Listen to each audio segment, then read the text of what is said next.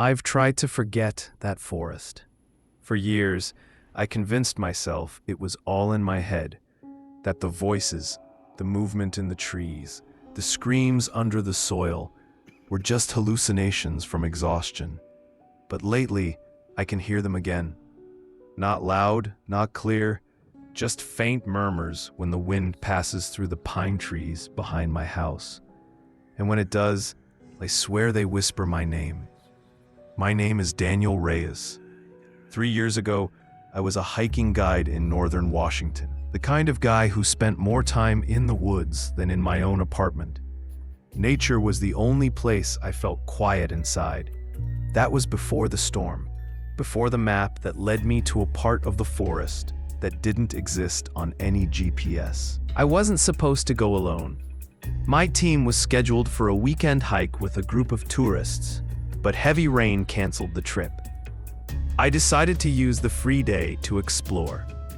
The ranger station had old survey maps dating back to the 1940s, and one of them showed a faint outline of a trail, an unmarked path deep in the northern sector of Black Pine Forest. No one had used it in decades. The paper was water-stained, with a handwritten note in red pencil across the top. Do not enter past mile marker 12, area condemned, unstable terrain. I should have listened. I packed light, just my tent, a flashlight, a compass, and my camera. The first 6 miles were easy. The rain had stopped, and the air smelled clean, pine-heavy. The forest there was beautiful in that untouched way.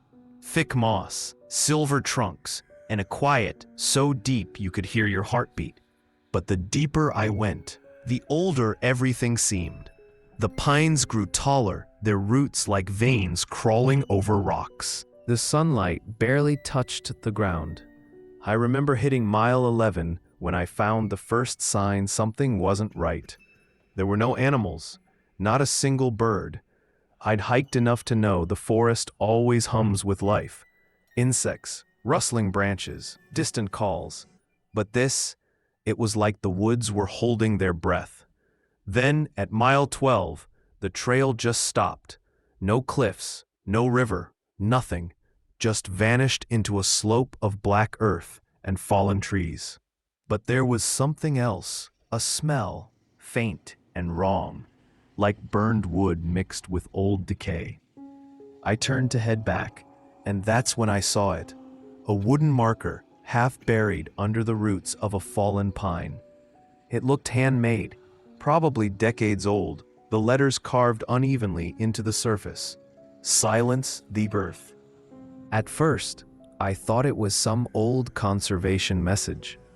But the longer I stared at it, the stranger it felt. The wood was fresh beneath the bark, like it had been replaced or regrown.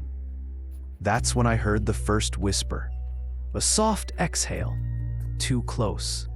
My name, Daniel. I spun around, flashlight up. Nothing, just the trees, black and motionless. I tried to laugh it off, told myself it was the wind funneling through the pines. But then I heard it again, lower this time, as if it came from under the soil. Daniel, help us.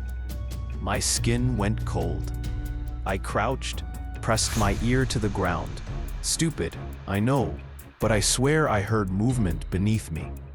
Like a shuffle, followed by a faint tapping sound, rhythmic, almost like someone knocking from below. I packed up fast. My instincts screamed to leave. But when I turned back toward the trail, the path was gone. The undergrowth had shifted, swallowing it whole.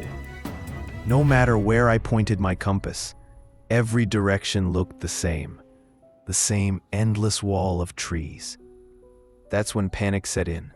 For the next hour I walked, marking trees with my knife, circling back again and again to the same clearing with that cursed wooden sign.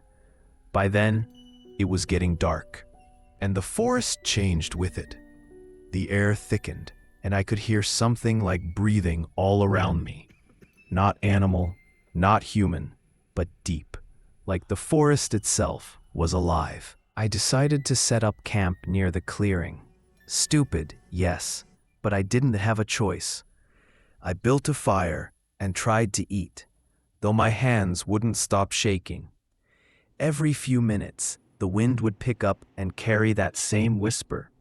Dozens of voices now, tangled together, begging, crying, calling my name from the trees. At some point, I noticed the dirt near my tent was moving. Tiny tremors. The firelight flickered, and I saw small cracks forming in the ground, like something was shifting underneath. I backed away, grabbed my flashlight, and then I saw it. A hand.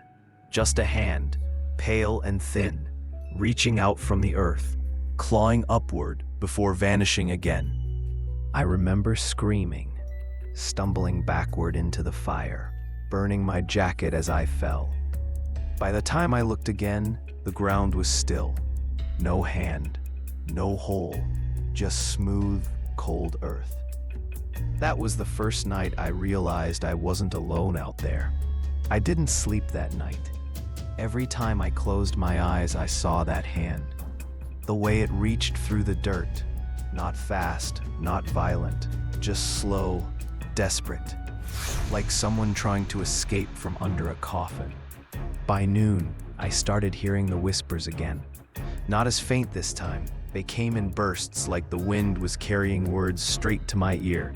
Daniel, please, help us. He's still here.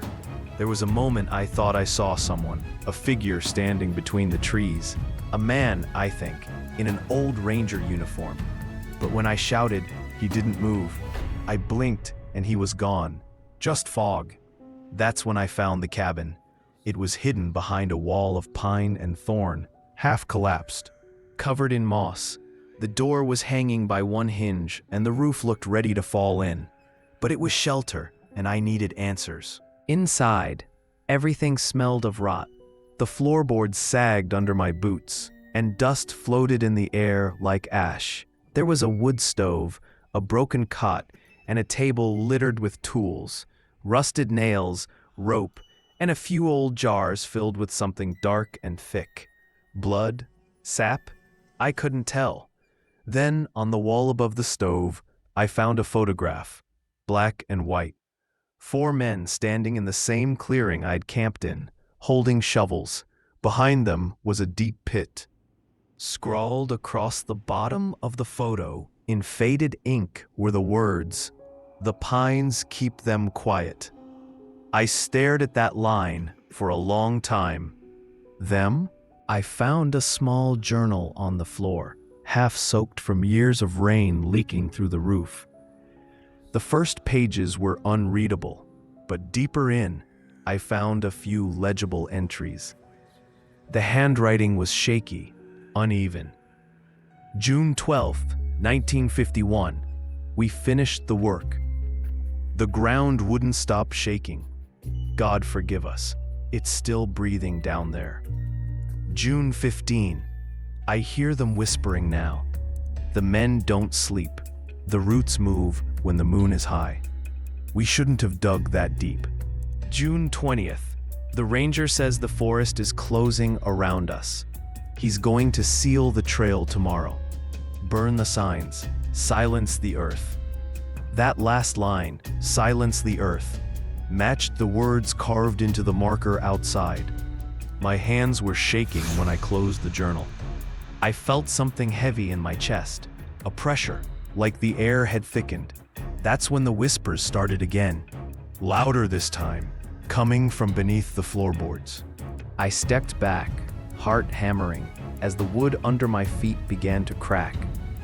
One by one, the boards split open, and from the gaps rose a smell so foul I nearly gagged, a mix of damp soil and rotting meat. I pointed my flashlight down through the opening, and what I saw made my stomach turn. Faces. Dozens of faces pressed against the earth below, pale and twisted, their mouths moving soundlessly as if gasping for air. Their eyes rolled white when the light hit them, and I realized the whispers weren't in my head. They were speaking from underground. I stumbled back, tripped over a chair, and bolted outside into the fog. I ran until my lungs burned. I didn't stop until I hit a stream, narrow but deep, cutting through the forest like a scar. I knelt beside it, trying to catch my breath, but even there, I could still hear them. And something else caught my eye. Across the stream, in the mud, was a lantern, old, dented, still flickering with a faint blue flame that shouldn't have been burning. I thought maybe it belonged to another hiker, someone who might help me. I stepped into the stream, waded halfway across, and then I heard a voice, clear as day, whispering from right behind me. "He doesn't want you to leave." I froze. The water rippled behind me, though I hadn't moved. I turned, slowly, flashlight shaking in my hand, and saw a figure standing on the bank I'd just left. A tall man in a ranger's uniform, face half hidden by shadow. His eyes were completely black. He didn't move, didn't breathe. Just lifted one gloved hand and pointed back toward the forest. And then, without sound or motion, he vanished. The lantern across the stream went out. I don't remember running, but somehow I did. My body just reacted, pushing through branches, tearing at thorns, anything to get away. By the time I stopped, the sun was gone. Night again. The forest looked wrong. The trees leaned at strange angles, and the fog glowed faintly green. I dropped to my knees, exhausted. That's when I saw the ground pulsing, literally moving, like something beneath was breathing again. And then the whisper returned, one last time, but it wasn't pleading anymore. It was commanding. "Silence the earth, or he will rise." I don't remember much from the hours that followed. Just flashes of movement, the sound of my own heartbeat, and the voices surrounding me, like 1,000 echoes inside the trees. It felt like the forest itself had turned against me. Every direction I took folded back into itself. No stars above, no way to tell which way was north anymore. Just the endless hiss of whispering. By then, I was trembling so hard I could barely keep the flashlight steady. The batteries were dying. The beam flickered weakly across the fog, and that's when I saw it again. The cabin.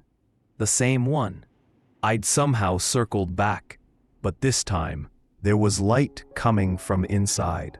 A faint orange glow spilled out from the cracks in the wood, and I could hear a low humming noise like chanting. Against every instinct, I stepped closer. My boots sank into the wet ground as I peered through a hole in the wall. Inside, the floor had completely collapsed, exposing a deep pit beneath. And there, in the middle of it, stood the ranger, the same black-eyed figure, holding that blue lantern I'd seen by the stream. Only this time, it wasn't faint. It burned bright, casting long shadows that danced along the dirt walls. The faces I'd seen earlier were still there, moving, twisting, as if they were part of the earth itself, trapped beneath it. The ranger was whispering something I couldn't understand. Every word he spoke made the ground tremble, and I realized what he was doing. He was waking it up. The forest wasn't cursed. It was guarded. The rangers had buried something alive down there, something ancient.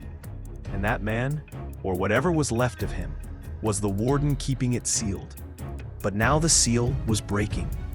I backed away, stepping on a branch that snapped loudly under my foot. The sound echoed like thunder. The chanting stopped. The lantern flame flared, and then his head turned toward me, slow and unnatural, like his neck had forgotten how to move. "You shouldn't have come back," he said. I ran. Branches tore at my face as I crashed through the undergrowth. Behind me, I could hear the forest moving, trees groaning, roots ripping out of the soil. The whispers were screaming now, thousands of them begging me not to stop. I don't know how long I ran, but eventually I reached the clearing again, the one with the marker. My heart dropped when I saw what had changed. The ground there had split open, wide enough to swallow a car, a pit 10 feet deep, lined with pulsing roots that oozed a dark sap-like blood. The air was thick with rot, and in the center of the pit, something enormous was moving beneath the soil, a shape too big to be human, its skin the color of ash. It pushed upward, and I saw its hand, the same one from before, now fully formed, clawing through the earth. That's when I understood the message carved into the marker. Silence, be earth. They hadn't meant to keep people out. They'd meant to keep it in. I scrambled to my pack, searching for anything that could help. My lighter, still working. The fuel canister, half full. Fire, that was all I had left. The ground kept cracking open, wider now. A mouth of earth, teeth of roots.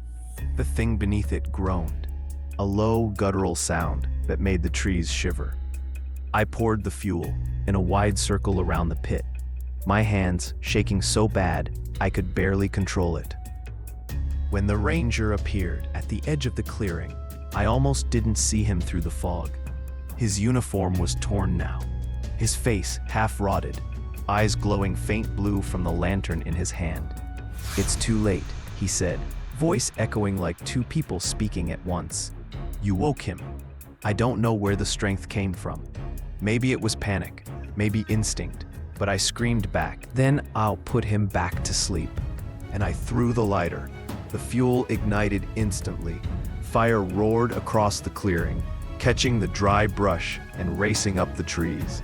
The pit erupted with a sound that wasn't human, a scream so deep it vibrated the ground. The faces beneath the soil wailed in unison as blue light poured from the cracks, blinding and furious. I stumbled backward, shielding my eyes as the flames swallowed the ranger. For a second, I saw him standing perfectly still within the fire. No pain, no fear, just nodding as if thanking me. Then his body collapsed into ash. The thing beneath the ground convulsed once more, its massive hand reaching skyward, then crumbling into dust as the fire consumed it. The pit caved in on itself with a roar, burying everything under a wave of blackened earth. I don't remember how I got out. I woke up 2 days later in a ranger's cabin several miles from Black Pine. They said they found me unconscious near the old service road, clothes burned, dehydrated, half delirious. I told them what happened, but they didn't believe me. They said the north sector had been closed since 1952 after a wildfire destroyed most of it. But I know what I saw. And when they showed me an old photo of the rangers who worked there, I saw him, the same man, the one with the lantern. His name was Elias Crow, died in that fire 70 years ago. They told me the forest has never grown back right in that area. The soil stays black, no matter how much rain falls. And sometimes, when the wind blows from the north, people say they can still hear whispers beneath the pines. I moved away after that. I quit guiding, sold my gear, tried to start over. But sometimes at night, when it's quiet enough, I hear the wind through the trees behind my house, and for just a second, I can still smell the smoke. And in the distance, I swear I hear a voice, soft, calm, whispering, "Thank you for silencing the earth."